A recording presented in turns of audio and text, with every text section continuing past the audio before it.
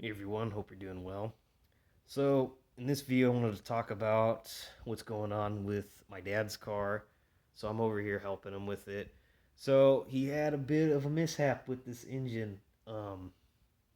Basically, I'll try and show you. Got some cylinder damage in there. Yeah.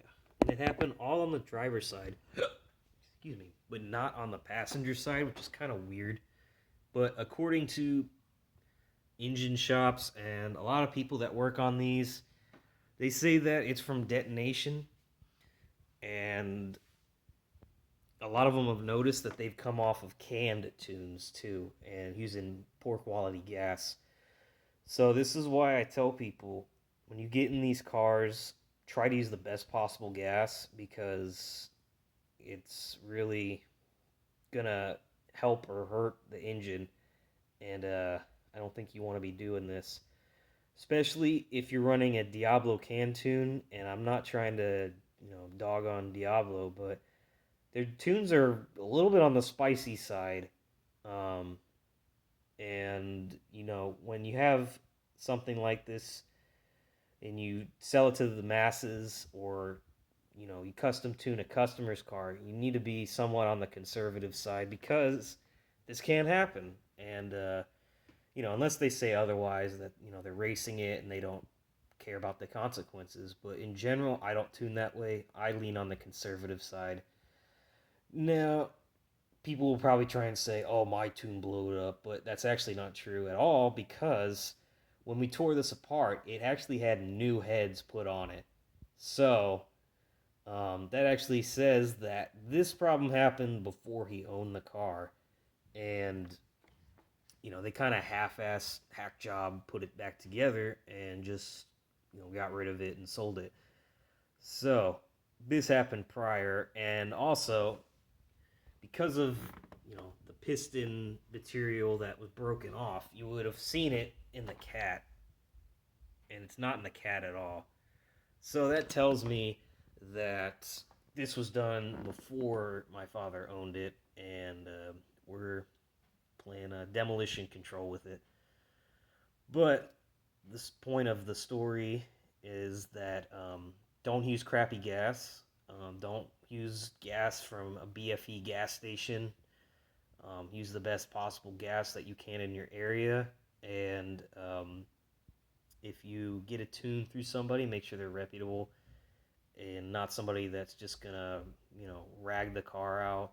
I've seen quite a few tunes already of people putting really aggressive and just kind of negligent tunes on cars, and I'm not going to call anybody out because I'm not going to do that. I'm not going to play that game. But I have looked over tunes, and I can tell when it's been tuned by a Hemi person and when it's tuned by somebody that just tunes them but doesn't know much about Hemis. So please get a tune by a reputable person. And again, I'm not trying to talk smack on Diablo, but just be careful if you do run a can tune through them. This isn't just me saying this. Other engine shops have said this as well because I've asked people that work on these, and they said that, yeah, it can happen in stock form too, but obviously more detonation is not a good thing, and that is what caused the issue. Um, this can happen in stock form, even from people that I've talked to. And it's just the problem with the 6.4s. Their pistons really aren't strong. And that's why people say, they can't handle boost.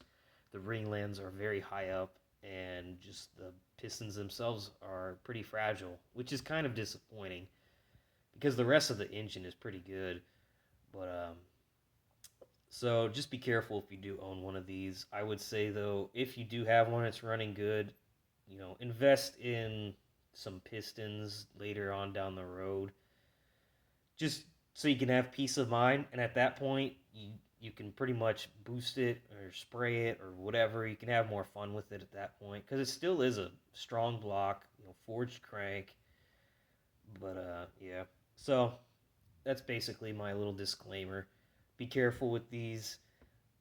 Put the best gas you can in. Try to go with a good tuner, and just don't be, an a-hole when you drive these cars, because at the end of the day, they are machines, and machines don't last forever. And you know, otherwise you could end up in this situation. So take care. See you later.